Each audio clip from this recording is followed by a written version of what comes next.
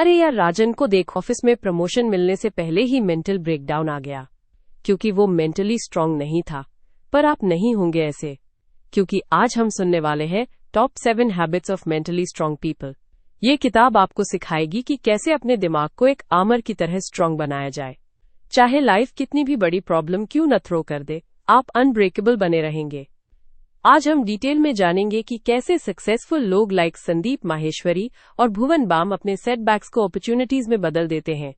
कैसे विजय और हर्ष बेनीवाल ने मेंटल स्ट्रेंथ के दमारे बड़े बिजनेस एम्पायर खड़े किए, और कैसे आशीष चंचलानी जैसे क्रिएटर्स क्रिटिसिज्म को इग्नोर करके आगे बढ़ते हैं। तो चलिए स्टार्ट करते हैं ये पावरफुल जर्नी और सुनते हैं पूरी किताब। अध्याय 1, मन की शक्ति को पहचानना। दोस्तों, क्या आपने कभी सोचा है कि जब एक ही मुसीबत दो अलग अलग लोगों के सामने आती है तो एक टूट जाता है और दूसरा उसे पार कर जाता है? राजन को लीजिए, जिसकी नौकरी चली गई। उसने खुद को असफल और हारा हुआ महसूस किया।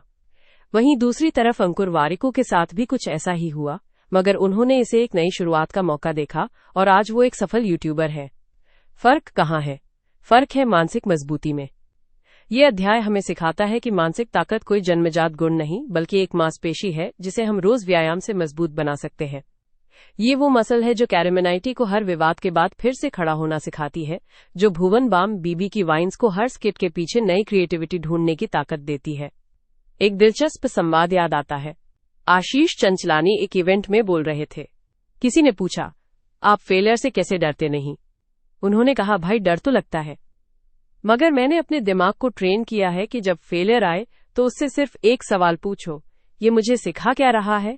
बस इस एक सवाल ने फेलियर को मेरे लिए एक टीचर बना दिया। निशा मधुलिका की कहानी तो इसका जीता जागता उदाहरण है। उन्होंने अपने ब्लॉगिंग के शुरुआती दिनों में कितनी ही बार असफलता देखी, लेकिन उन्होंने हार नहीं मानी। उनकी मानसिक मजबूती ने ही उन्हें रुकने नहीं दिया, और आज वे एक सफल एंटरप्रेन्योर है। संदीप माहेश्वरी कहते हैं, न जिस दिन आप अपनी सोच बदल देंगे उस दिन आपकी किस्मत बदल जाएगी। यही तो इस अध्याय का सार है। ये हमें बताता है कि हमारी सबसे बड़ी ताकत हमारा दिमाग है। जैसे विजय और हर्ष बेनीवाल ने अपने बिजनेस में कई उतार चढ़ाव देखे, लेकिन अपनी मानसिक मजबूती से ही वे आज सफल हैं। इस अध्याय की प्रासंगिकता आज के दौर में और भी बढ़ जाती है, जहां हम सोशल मीडिया की तुलना लगातार बदलती जीवन शैली और अनिश्चितताओं से घिरे हैं। मानसिक रूप से मजबूत होना अब एक विकल्प नहीं बल्कि जरूरत बन गया है। तो ये था पहला अध्याय, मन की शक्ति को पहचानना। अगले अध्याय में हम जानेंगे कि कैसे नकारात्मक विचारों पर काबू पाया जाए। पूरी किताब सुनने के लिए बने रहिए हमारे साथ। अध्याय 2, अपनी भावनाओं के साथ सहज रहना। अपनी भावनाओं के साथ सहज रहना। यह अध्याय सिर्फ एक सिद्धांत नहीं, एक सुपर पावर है। कल्पना कीजिए, राजन का एक इम्पोर्टेंट प्रेजेंटेशन खराब हो गया। पहला विचार, गुस्सा आना, निराश होना, शायद डेस्क थपथपाने का मन करना। लेकिन राजन वही नहीं करता जो ज्यादातर लोग करते हैं। वो भागता नहीं, बल्कि 1 मिनट रुकता है और खुद से पूछता है, ठीक है, अभी जो गुस्सा आ रहा है वो क्यों आ रहा है? क्या ये गुस्सा एक्चुअली उस बात पर है जो क्लाइंट ने कहा, या इसलिए क्योंकि मैंने रात भर पढ़ाई की थी और थकान है? यही है भावनाओं के साथ सहज होना। ये दबाना नहीं बल्कि समझना है। देखिए फ्रेंड्स, हमें सिखाया गया है कि गुस्सा, डर, उदासी जैसी नकारात्मक भावनाएं बैड है। हमें हमेशा खुश रहना है, लेकिन यही सबसे बड़ी भूल है। जैसे आशीष चंचलानी अपनी वीडियोस में बताते हैं, अगर आपको लगता है कि आप हमेशा हंसते रहेंगे तो ये रियल लाइफ नहीं, ये तो कोई साउथ इंडियन फिल्म है। असल जिंदगी में सभी भावनाएं आती हैं। अब इसका मतलब ये नहीं कि आप कैरेमिनाटी की तरह रैंट करना शुरू कर दें, बिल्कुल नहीं। इसका मतलब है उन भावनाओं को महसूस करने देना बिना जज किए। जैसे बारिश का मौसम आता है तो धूप नहीं रहती, बादल छा जाते हैं, बारिश होती है। क्या आप बारिश को रोकते हैं? नहीं, आप उसे होने देते हैं, उसके साथ एडजस्ट करते हैं। रब फिर धूप वापस आती है। आपकी भावनाएं भी ऐसी ही हैं, उन्हें आने और जाने दीजिए। रोचक उदाहरण देता हूं, भुवन बाम बीबी की वाइन्स का ही ले लीजिए। उनके किरदार हमेशा ही अपनी भावनाओं को एक्सप्रेस करते हैं, चाहे वो प्यार हो या गुस्सा। वो उन्हें छुपाते नहीं, इसीलिए तो वो इतने रिलेटेबल लगते हैं। पर क्या वो उन भावनाओं के गुलाम बन जाते हैं? नहीं, वो उन्हें एक ह्यूमर के साथ एक्सप्रेस कर देते हैं। यही बैलेंस है। या फिर निशा मधुलिका की सोचिए, जो फाइनेंस के इस कॉम्प्लेक्स वर्ल्ड में लोगों को गाइड करती हैं। अगर वो मार्केट के डाउन होने पर खुद डर जाए और घबराकर सारे शेयर्स बेच दें तो वो सफल नहीं हो पाती। उन्होंने डर को पहचानना, उसे स्वीकार करना और फिर तार्किक निर्णय लेना सीखा है। संदीप माहेश्वरी कहते हैं ना, जब तक आप अनकंफर्टेबल नहीं होंगे आप ग्रो नहीं करेंगे, और भावनाओं के साथ सहज होना सबसे पहला अनकंफर्टेबल स्टेप है। इसे इग्नोर करना आसान है, लेकिन फेस करना जरूरी। कैसे करेंगे? एक छोटी सी टेक्निक। जब भी कोई तीव्र भावना उठे, खुद से 3 सवाल पूछें। ये कौन सी फीलिंग है? क्या नाम है इसका? गुस्सा, घबराहट? ये मेरे बॉडी के किस हिस्से में फील हो रही है? सीने में जकड़न, पेट में गड़बड़? ये भावना मुझे क्या करने के लिए कह रही है? चिल्लाने, भागने, सोने के लिए? बस इन सवालों को पूछने का एक पल आपको रिएक्शन मोड से रिस्पॉन्स मोड में ले आएगा। विजय और हर्ष बेनीवाल जब कोई नया व्यू, साइनेस आइडिया लाते हैं तो एक्साइटमेंट के साथ साथ डर भी होता होगा, लेकिन वो उस डर को इग्नोर नहीं करते, उससे सवाल पूछते हैं, डर किस बात का है? फेल होने का, लोग क्या कहेंगे उसका, और फिर उसका जवाब तैयार करते हैं। ये अध्याय आपको इमोशनल मसल बिल्ड करना सिखाता है, ताकि जब लाइफ आपको अंकुर वारिकू की तरह एक डिफिकल्ट इंटरव्यू में डाल दे तो आप नर्वस होने के बावजूद अपना सर्वश्रेष्ठ दे पाएं। आपकी भावनाएं आपकी वीकनेस नहीं, आपकी डीपेस्ट इंटेलिजेंस है। उनकी आवाज सुनना सीखिए, क्योंकि जो अपने अंदर की आवाज समझ लेता है, दुनिया की हर आवाज उसे डरा नहीं सकती। अध्याय 3, विचारों को बदलकर वास्तविकता को बदलना। सुनिए, क्या आपने कभी गौर किया है कि एक ही स्थिति में 2 अलग अलग लोगों की प्रतिक्रिया कितनी अलग हो सकती है? जैसे रजान का एक बार बिजनेस डूब गया, उसके पार्टनर ने साथ छोड़ दिया। एक आम आदमी के लिए यह जिंदगी का सबसे बड़ा सदमा होता, लेकिन रजान ने क्या किया? उसने कहा, नहीं, ये मेरी फेलियर नहीं, मेरी सबसे बड़ी लर्निंग है, और आज वो जो कुछ भी है उसी सबक की देन है। यही इस अध्याय का मूल मंत्र है दोस्तों। हमारी रियलिटी हमारे थॉट्स से बनती है। जैसे कैमरा लेंस को घुमाने से पूरी तस्वीर बदल जाती है, वैसे ही थॉट पैटर्न बदलने से पूरी जिंदगी बदल जाती है। सुनिए संदीप माहेश्वरी की बात। वो कहते हैं ना, आपकी सोच ही आपको गरीब बनाती है या अमीर। एक बार उनके सेमिनार में एक लड़का आशीष चंचलानी बैठा था। वो कॉन्स्टेंटली यही सोचता था कि मैं एक एवरेज स्टूडेंट हूँ, मुझसे कुछ नहीं होगा। संदीप सर ने उससे पूछा, तुम खुद को एवरेज क्यों मानते हो? आशीष ने कहा, क्योंकि मेरे मार्क्स एवरेज आते हैं। तब संदीप सर ने जो बात कही वो लाइफ चेंजिंग थी। उन्होंने कहा, नहीं भाई, तुम्हारे मार्क्स इसलिए एवरेज आते हैं क्योंकि तुम खुद को एवरेज मानते हो। कारण नहीं, नतीजा है ये। सोचने का तरीका बदलो तो रियलिटी खुद ब खुद बदल जाएगी। अब भुवन बाम बीबी की वाइन्स का एग्जाम्पल ले लीजिए। उन्होंने कॉमेडी के एक ऐसे फील्ड को चूज किया जिसे लोग नॉन सीरियस मानते थे। लोग कहते थे ये कोई करियर है न। भुवन ने अपने थॉट प्रोसेस को बदला। उन्होंने इसे प्रॉब्लम नहीं, अपॉर्चुनिटी की तरह देखा। आज उनकी रियलिटी क्या है? वो लाखों लोगों के चेहरे की मुस्कान बन गए हैं। ये अध्याय हमें सिखाता है कि हमारा दिमाग एक फिल्टर की तरह काम करता है। जैसा फिल्टर लगाओगे वैसी ही दुनिया नजर आएगी। अंकुर वारिकू ने एक बार अपने व्लॉग में कहा था, अगर आप खुद को लकी मानने लगेंगे तो आपको हर जगह अपॉर्चुनिटीज नजर आने लगेंगी, और अगर आप खुद को अनलकी मानेंगे तो हर चीज में प्रॉब्लम दिखेगी। निशा मधुलिका की सक्सेस का राज क्या है? उन्होंने बहुत पहले ये सोचना बंद कर दिया कि टेक इंडस्ट्री में औरतों के लिए जगह नहीं है। उन्होंने अपना थॉट पैटर्न बदला और खुद के लिए एक नई रियलिटी क्रिएट कर दी। विजय और हर्ष बेनीवाल, जिन्होंने ट्रेडिशनल बिजनेस बैकग्राउंड से आकर डिजिटल वर्ल्ड में अपनी पहचान बनाई, वो अक्सर कहते हैं, हमारी सबसे बड़ी इन्वेस्टमेंट हमारी माइंडसेट में हुई है। हमने सीखा कि प्रॉब्लम फोकस्ड थिंकिंग से सोल्यूशन फोकस्ड थिंकिंग की तरफ कैसे शिफ्ट किया जाए। यह अध्याय आज के समय में कितना रेलेवेंट है? बिल्कुल जरूरी है। आज सोशल मीडिया का दौर है। हम कॉन्स्टेंटली दूसरों की क्यूरेटेड सक्सेस स्टोरीज देखते हैं। ऐसे में नेगेटिव थॉट्स आना नेचुरल है, लेकिन mentally strong people in thoughts को पहचानते हैं और उन्हें बदलते हैं। अगली बार जब कोई नेगेटिव थॉट आए तो खुद से पूछिए, क्या ये सच है? क्या इसके अलावा कोई दूसरा पर्सपेक्टिव भी हो सकता है? जैसे करीमिनाटी ने शुरुआत में किया। लोग उन्हें ट्रोल करते थे, लेकिन उन्होंने उसे हेट नहीं, मोटिवेशन बना लिया। याद रखिए, आपका दिमाग सबसे ताकतवर टूल है। विचारों की इंजीनियरिंग सीख ली तो रियलिटी अपने आप बदल जाएगी। आपकी सोच ही आपकी दुनिया बनाती है। तो क्यों ना एक ऐसी दुनिया बनाई जाए जो ब्राइट हो, पॉजिटिव हो और सक्सेसफुल हो। अगले अध्याय में हम सीखेंगे कि इन सकारात्मक विचारों को कैसे एक्शनेबल गोल्स में बदला जाए, क्योंकि सोचना अच्छा है, लेकिन उससे ज्यादा जरूरी है उस पर एक्शन लेना।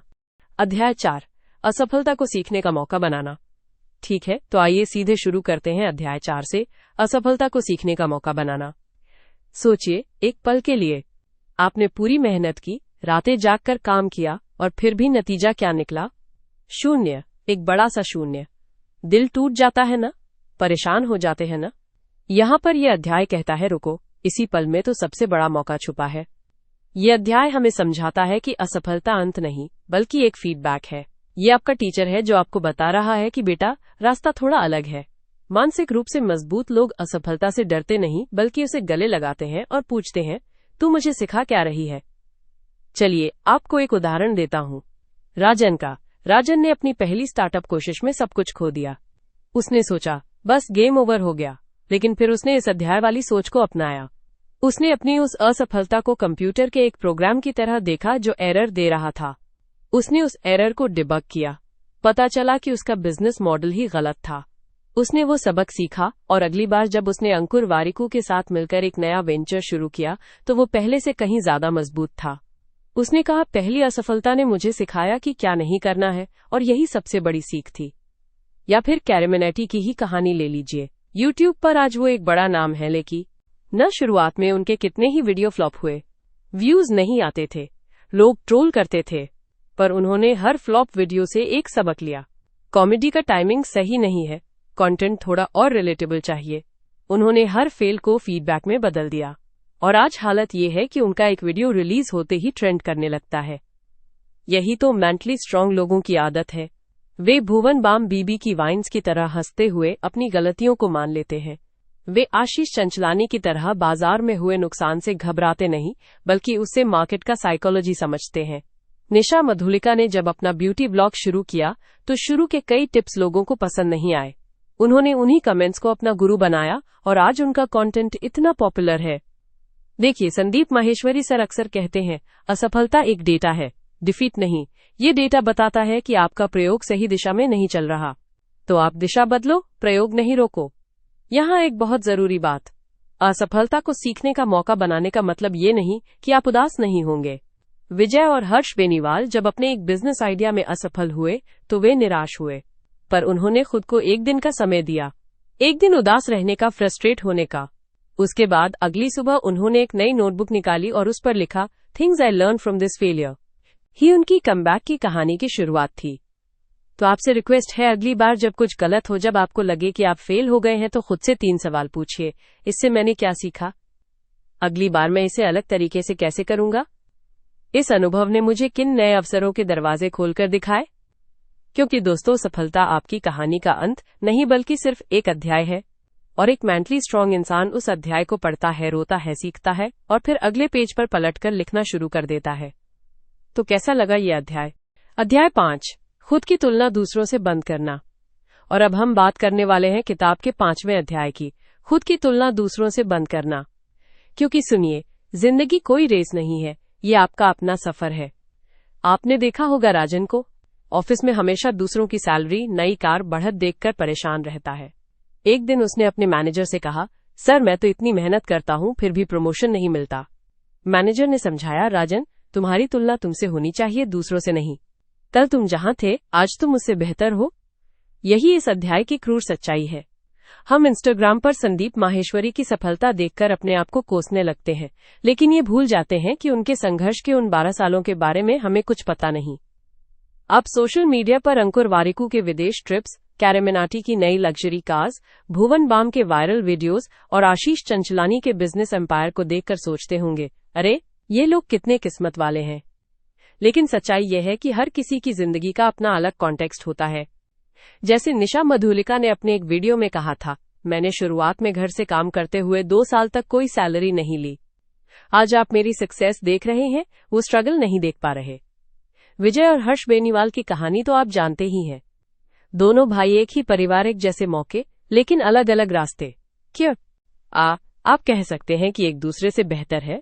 नहीं, बस उनकी यात्रा अलग है। अध्याय एक पावरफुल क्वेश्चन पूछता है, अगर आप किसी और की रेस में दौड़ रहे हैं तो आप अपनी लाइफ जी कब रहे हैं? तुलना एक ऐसा जहर है जो आपकी खुशी को धीमे धीमे मार देता है। आपकी यूनिक स्ट्रेंथ्स, आपकी जर्नी, आपकी अचीवमेंट्स सब इस कंपैरिजन गेम में ड्राउन हो जाती हैं। तो क्या करें? अध्याय सुझाव देता है, अपना लीडर बोर्ड बनाएं, अपने कल के वर्जन से compete करें। आज का आप कल के आप से बेहतर है, बस इसी पर फोकस करें। क्योंकि जब आप दूसरों से कंपेयर करना बंद कर देते हैं तब आप ट्रूली अपने आप से कनेक्ट कर पाते हैं, और यही मेंटल स्ट्रेंथ की नींव है। अध्याय 6, सीमाएं तय करना और ना कहना सीखना।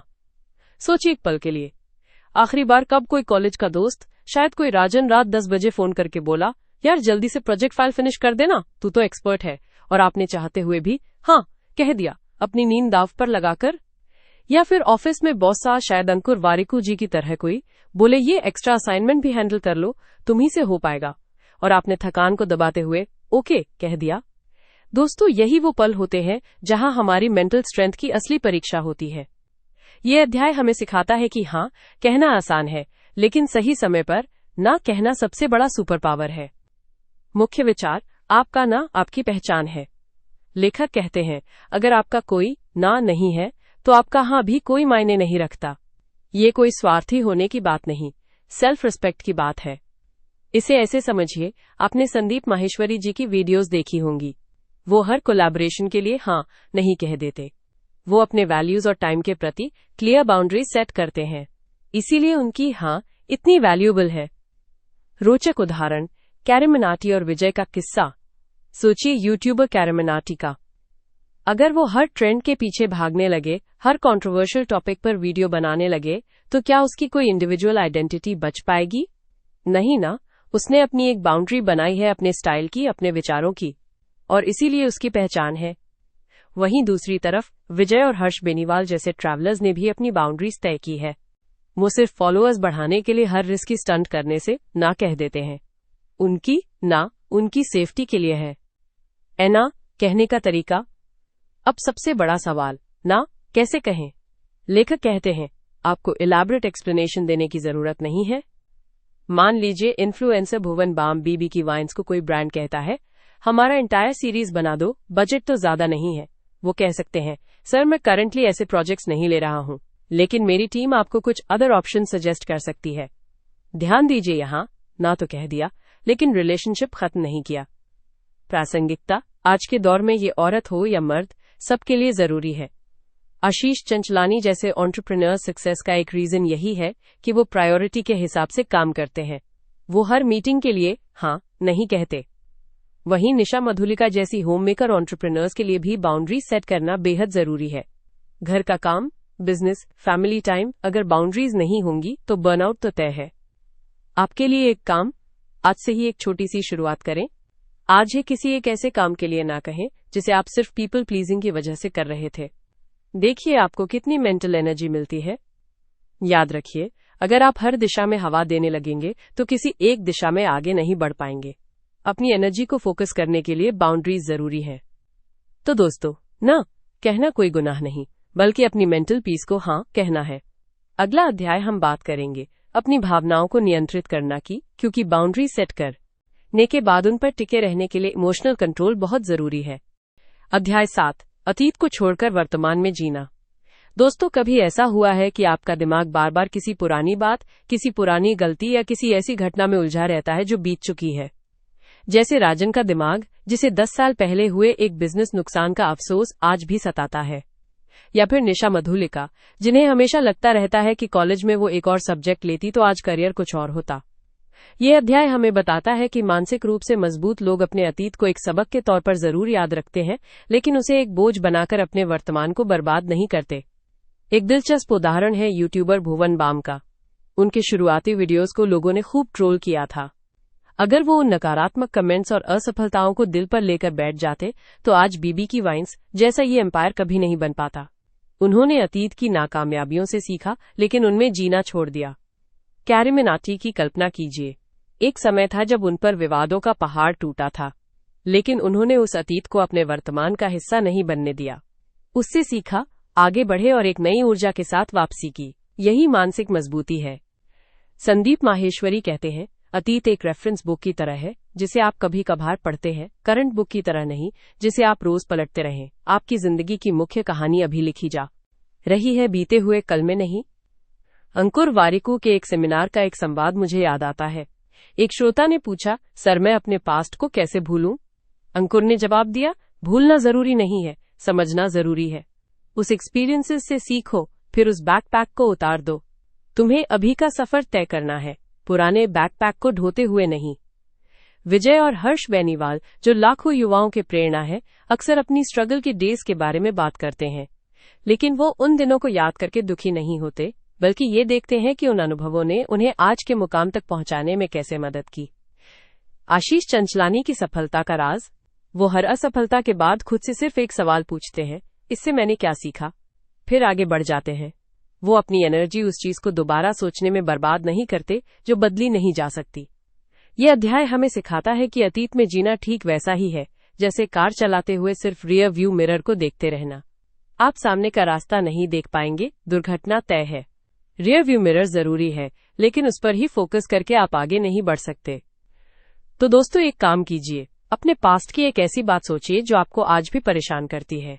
उसे एक कागज पर लिखिए, फिर उसके आगे लिखिए कि उस घटना ने आपको क्या सिखाया। अब उस कागज को फाड़कर फेंक दीजिए। सिंबॉलिक तौर पर आपने पने पास्ट का बोझ उतार दिया। अब जिंदगी को नए सिरे से प्रेजेंट मोमेंट में जीने का वक्त आ गया है, क्योंकि सच तो यह है कि जिंदगी का नाम ही प्रेजेंट है। ये गिफ्ट है, और मेंटली स्ट्रांग पीपल इस गिफ्ट को पूरी तरह एंजॉय करना जानते हैं, बिना अतीत के बोझ के। अध्याय 8, खुद पर विश्वास करना और अपनी राह बनाना। दोस्तों, कल्पना कीजिए एक ऐसी नदी की जो हमेशा दूसरों के बनाए रास्तों पर बहती है। उसका अपना कोई रुख नहीं, अपनी कोई धारा नहीं। क्या वो कभी समंदर तक पहुंच पाएगी? शायद नहीं। ठीक यही हाल हम में से कई लोगों का है। इस अध्याय की शुरुआत एक सवाल से होती है, क्या आप अपनी जिंदगी के कैप्टन हैं या सिर्फ एक पैसेंजर? यह अध्याय हमें सिखाता है कि मानसिक रूप से मजबूत लोगों की सबसे बड़ी पहचान यही होती है, वे खुद पर भरोसा करते हैं और अपनी राह खुद बनाते हैं। वे दूसरों के बनाए रास्तों पर नहीं, बल्कि अपने दिल की आवाज सुनकर चलते हैं। अब आप सोच रहे होंगे, ये सब तो ठीक है, लेकिन असल जिंदगी में ऐसा कैसे करें? चलिए मैं आपको राजन की कहानी सुनाता हूँ। राजन एक बैंक में नौकरी करता था। सब कहते थे क्या स्टेबल जॉब है, लेकिन राजन का दिल नहीं लगता था। एक दिन उसने संदीप माहेश्वरी का एक वीडियो देखा जिसमें कहा गया था, अगर आपके सपने आपको नींद से उठा सकते हैं तो उन्हें पूरा करने के लिए अपनी नौकरी छोड़ने से क्यों डरे। उसने रिस्क लिया, अपना खुद का स्टार्टअप शुरू किया और आज सफल है। लेकिन यहाँ एक दिक्कत भी है। कई बार हम दूसरों की सफलता देखकर उन्हीं का रास्ता कॉपी करने लगते हैं, जैसे कैरमिनाटी या भुवन बाम, बीबी की वाइन्स जैसे कंटेंट क्रिएटर्स की सफलता देखकर लगता है कि बस वैसा ही करो और फेमस हो जाओगे। पर अध्याय हमें चेतावनी देता है, किसी और की नकल करके आप सिर्फ सेकंड बेस्ट बन सकते, फर्स्ट बेस्ट नहीं। असली सफलता तो तब मिलती है जब आप अपनी अलग पहचान बनाते हैं। जैसे आशीष चंचलानी ने अपने स्टाइल में फाइनेंस की बातें समझाई, निशा मधुलिका ने ब्लॉगिंग के अपने तरीके से लोगों को इंस्पायर किया। उन्होंने दूसरों का रास्ता नहीं, अपना रास्ता चुना। विजय और हर्ष बेनीवाल की जोड़ी का उदाहरण लीजिए। उन्होंने ट्रेडिशनल बिजनेस मॉडल्स को फॉलो करने की बजाय अपना अनोखा अंदाज अपनाया और करोड़ों लोगों तक पहुंचे। तो फिर अपनी राह कैसे बनाएं? अध्याय हमें 3 स्टेप्स बताता है। पहला, अपने अंदर की आवाज को पहचानो। शोरगुल कम करो और सुनो कि तुम्हारा दिल क्या कहना चाहता है। दूसरा, एक्शन लो, बस सोचने से कुछ नहीं होता। अंकुर वारिकू ने सिर्फ सोचा नहीं, उन्होंने कर दिखाया। तीसरा, छोटी छोटी जीत का जश्न मनाओ। हर छोटा कदम बड़ी सफलता की तरफ ले जाता है। यह अध्याय सिर्फ किताब का एक हिस्सा नहीं है, बल्कि आज के दौर की सबसे जरूरी सीख है। सोशल मीडिया के जमाने में जहां हर कोई दूसरों की चमकती हुई जिंदगी देखकर भटक जाता है, अपने रास्ते पर चलना ही सबसे बड़ी मानसिक मजबूती है। तो अगली बार जब आप कोई फैसला लें तो खुद से पूछें, क्या ये मेरा फैसला है या दूसरों की उम्मीदों का? याद रखिए, आपकी राह आपसे ही बनेगी, कोई और आपके लिए वो रास्ता नहीं बना सकता। क्योंकि जैसा कि इस अध्याय का मुख्य संदेश है, अगर आप अपने सपनों के हीरो नहीं बनोगे तो कोई और बन जाएगा उसकी कहानी का हीरो। अध्याय 9, छोटी छोटी आदतों से मानसिक मजबूती का निर्माण। सुनने में थोड़ा क्लीशे लगता है ना, पर यकीन मानिए यही वो अध्याय है जो इस पूरी किताब की बुनियाद है। असल में मानसिक मजबूती कोई एक दिन में आने वाला सुपर पावर नहीं है। ये तो रोज बरोज पड़ने वाली छोटी छोटी आदतों की ईंटों से बनने वाला किला है। सोचिए थोड़ा सा, राजन हर रोज सुबह 5:30 बजे उठता है बिना किसी अलार्म के। वहीं अंकुर वारिकू हर शाम 15 मिनट मेडिटेशन करते हैं, चाहे दुनिया में कुछ भी हो जाए। ये कोई बड़े बड़े काम तो नहीं है, लेकिन इन छोटी आदतों ने ही उन्हें एक डिसिप्लिन दी है, एक मेंटल टफनेस दी है। एक दिलचस्प किस्सा याद आया। कैरमिनाटी ने एक बार बताया था कि उनके अर्ली डेज में जब कोई वीडियो वायरल नहीं होता था, तब वो हर रोज बिना फेल के 2 वीडियो बनाते थे, चाहे व्यूज कितने भी कम क्यों ना आते हों। वो छोटी सी आदत कंसिस्टेंसी की ही आज उन्हें इस मुकाम पर लेकर आई है। किताब में एक बहुत गहरी बात कही गई है, मानसिक मजबूती दिखावे का नहीं, अभ्यास का विषय है। यानी असली स्ट्रेंथ वो नहीं जो लोगों के सामने दिखाई दे, बल्कि वो है जो आप अपने अंदर रोज प्रैक्टिस करते हैं। अब आप सोच रहे होंगे, ऐसी कौन सी छोटी आदतें हैं जो मानसिक मसल बनाती हैं? चलिए मैं बताता हूँ। पहली हैबिट है नेगेटिव थॉट्स को चैलेंज करना। जैसे ही कोई नेगेटिव थॉट आए, उसे क्वेश्चन कीजिए। जैसे भुवन बाम बीबी की वाइन्स करते हैं, वो हर हालात में एक फनी एंगल ढूंढ ही लेते हैं। उन्होंने इसी आदत से अपनी मेंटल मसल बनाई है। दूसरी हैबिट, स्मॉल विंस का जश्न मनाना। आशीष चंचलानी की सक्सेस का राज यही है। वो छोटे छोटे गोल सेट करते हैं और उन्हें अचीव करने पर खुद को रिवॉर्ड देते हैं। इससे मोटिवेशन बना रहता है। तीसरी हैबिट, कंफर्ट जोन से बाहर निकलने का डेली डोज। निशा मधुलिका रोज कुछ न कुछ नया सीखती हैं, चाहे वो एक नया सॉफ्टवेयर हो या एक नया स्किल। इस छोटी सी आदत ने उन्हें इंडस्ट्री का टॉप क्रिएटर बना दिया। और सबसे इंपॉर्टेंट हैबिट, सेल्फ टॉक पर कंट्रोल। संदीप माहेश्वरी कहते हैं न, आप जो बोलते हैं वो ही बनते हैं। वो खुद पॉजिटिव सेल्फ टॉक की आदत को फॉलो करते हैं। रोज सुबह खुद से कहते हैं, आज बड़ा काम होने वाला है। ये सारी आदतें तभी काम आती हैं जब वो कंसिस्टेंटली की जाए। जैसे विजय और हर्ष बेनीवाल ने अपनी फिटनेस जर्नी में सिखाया है, एक दिन की हैवी वर्कआउट से कुछ नहीं होता, रोज की छोटी छोटी वर्कआउट से ट्रांसफॉर्मेशन होता है। तो दोस्तों, इस अध्याय का सार यही है कि मेंटल स्ट्रेंथ बड़े बड़े डिसीजन से नहीं, छोटी छोटी डेली हैबिट से बनती है। आप भी आज से ही एक छोटी सी पॉजिटिव हैबिट स्टार्ट कीजिए। इसे 21 डेज तक कंसिस्टेंटली कीजिए। फिर देखिए ये कैसे आपके मेंटल फोर्टिट्यूड की नींव रखती है। क्योंकि जैसा कि इस अध्याय का लास्ट लाइन कहता है, the strongest minds are built not in a day but daily. अध्याय 10, दूसरों की सफलता में खुशी ढूंढना। सोचिए, जब आपका दोस्त राजन नई कार लेकर आता है या अंकुर वारिकू का कोई नया वीडियो वायरल हो जाता है, तो आपके मन में पहला ख्याल क्या आता है? काश ये मेरे साथ होता, या वाह बहुत बढ़िया। यही फर्क है दोस्तों। मानसिक रूप से कमजोर व्यक्ति दूसरे की सफलता को अपनी विफलता की कसौटी बना लेता है। जैसे कैरेमिना आई अगर हर नए यूट्यूब सेंसेशन को देखकर जेलस होने लगे, तो क्या वो आज इतने सक्सेसफुल होते? बिल्कुल नहीं। मुझे भुवन बाम बीबी की वाइन्स की एक बात याद आती है। उन्होंने कहा था, जब मेरे फ्रेंड्स दे चेंगोंग होती है, मुझे लगता है जैसे मैंने खुद कुछ अचीव किया है।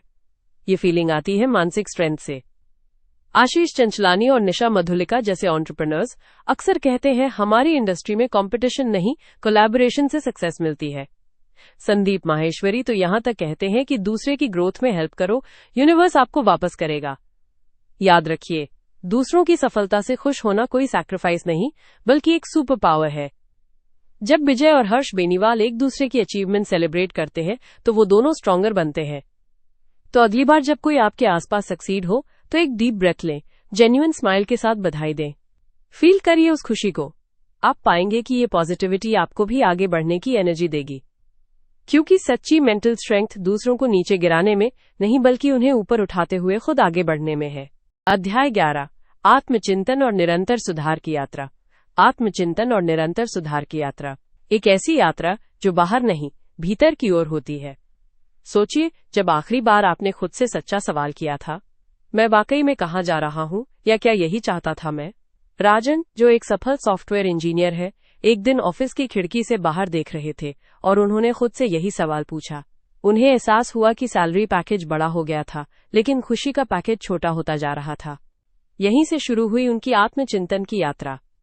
अब आत्मचिंतन का मतलब सिर्फ अपनी गलतियां गिनना नहीं है। ये तो वही हुआ जैसे कैरेमिनेटी का कोई वीडियो बनाना और सिर्फ नेगेटिव कमेंट्स ही पढ़ते रहना। आत्मचिंतन एक बैलेंस्ड अप्रेजल है। आप अपनी ताकत देखते हैं, कमजोरियां स्वीकारते हैं और फिर एक एक्शन प्लान बनाते हैं। जैसे अंकुर वारिकू हर शाम केवल 10 मिनट कामी टाइम निकालते हैं और दिन भर के अपने फैसलों पर एक नजर डालते हैं। क्या मैंने जो कहा वह सही था? क्या मैं वो बन रहा हूं जो बनना चाहता हूं? और ये यात्रा अकेले नहीं तय की जाती। निशा मधुलिका अपने बिजनेस के बारे में बात करती हैं कि कैसे वो हर महीने अपनी पूरी टीम के साथ बैठकर फेल्योर पार्टी मनाती हैं। हाँ, आपने सही सुना, फेल्योर पार्टी। उनका मानना है कि जब तक आप अपनी गलतियों को तब तक सुधार नहीं कर पाएंगे। उनकी टीम चर्चा करती है कि क्या गलत हुआ और अगली बार कैसे बेहतर करेंगे। यही तो है निरंतर सुधार। लेकिन सुधार तभी संभव है जब आप अपनी कमजोरियों को स्वीकार करें। भुवन बाम बीबी की वाइन्स की कॉमेडी में एक अलग ही दम है ना? पर एक इंटरव्यू में उन्होंने कहा था कि शुरुआत में लोग उनके एक्सप्रेशन और आवाज का मजाक उड़ाते थे। उन्होंने उस कमजोरी को स्वीकार किया, लेकिन उसे अपनी पहचान बना लिया। उन्होंने खुद को बदला नहीं, बल्कि खुद को और बेहतर तरीके से पेश किया। यही है आत्मचिंतन का सही इस्तेमाल। संदीप माहेश्वरी कहते हैं, जब आप रोजाना खुद से बात करना शुरू कर देते हैं तो आप एक अच्छे दोस्त बन जाते हैं अपने आप के साथ। और किसी अच्छे दोस्त की तरह कभी कभी आपको खुद को सच सुनाना भी पड़ता है। आशीष चंचलानी अक्सर कहते हैं कि सफलता का झूठा अहंकार आपको आगे बढ़ने से रोक देता है। वो हर सफल वीडियो के बाद भी खुद से पूछते हैं, क्या अगला वीडियो इससे भी बेहतर हो सकता है? याद रखिए, यह कोई डेस्टिनेशन नहीं है, यह एक कभी न खत्म होने वाली यात्रा है। विजय और हर्ष बेनीवाल जो दिखने में सुपरस्टार लगते हैं, वे भी हर रोज नई चीजें सीख रहे हैं, अपने कंटेंट को और बेहतर बना रहे हैं। कल जो सही था, हो सकता है आज वही पर्याप्त न हो। तो आपसे पूछता हूं, क्या आप आज ही अपने केवल 5 मिनट निकालेंगे? एक कॉफी लीजिए और खुद से पूछिए, आज मैंने क्या अच्छा किया और कल मैं खुद से 1% बेहतर कैसे बन सकता हूं? क्योंकि मानसिक रूप से मजबूत लोगों की ये आखिरी और सबसे महत्वपूर्ण आदत है, वे कभी सीखना बंद नहीं करते, खासकर खुद से सीखना। और अगर आपने ये 11 अध्याय सुने हैं, तो आपने खुद में निवेश करने का जो फैसला लिया है, वही आपकी मानसिक मजबूती की पहली सीढ़ी है। यही है top 7 habits of mentally strong people की पूरी यात्रा। अब ये आप पर है कि आप इस ज्ञान को सिर्फ जानकारी बनाकर रख दें या फिर इसे अपने जीवन में उतारकर एक नई यात्रा की शुरुआत करें। और याद रखिए, सबसे मजबूत लोग ही नहीं गिरते, बल्कि वो हैं जो हर बार गिरकर उठना जानते हैं। अगर आपको लगता है कि ये सारांश किसी के काम आ सकता है, तो इस वीडियो को शेयर जरूर करें और चैनल को सब्सक्राइब करना न भूलें। अब इन आदतों को अपनी जिंदगी में उतारने की बात करें तो राजन सोच रहा था कि ऑफिस में प्रमोशन नहीं मिला तो क्या हुआ। उसने खुद को कोसने की बजाय अपनी कमजोरियों पर काम करना शुरू किया। अंकुर वारिकू ने जब पहला बिजनेस फेल होते देखा तो उसे असफलता का अवसर समझा, और आज कहाँ है वो। कैरोमिनाटी के लिए तो ट्रोल्स और क्रिटिसिज्म उनके दिनचर्या का हिस्सा है, लेकिन वो अपनी एनर्जी उन पर रिएक्ट करने में बर्बाद नहीं करते।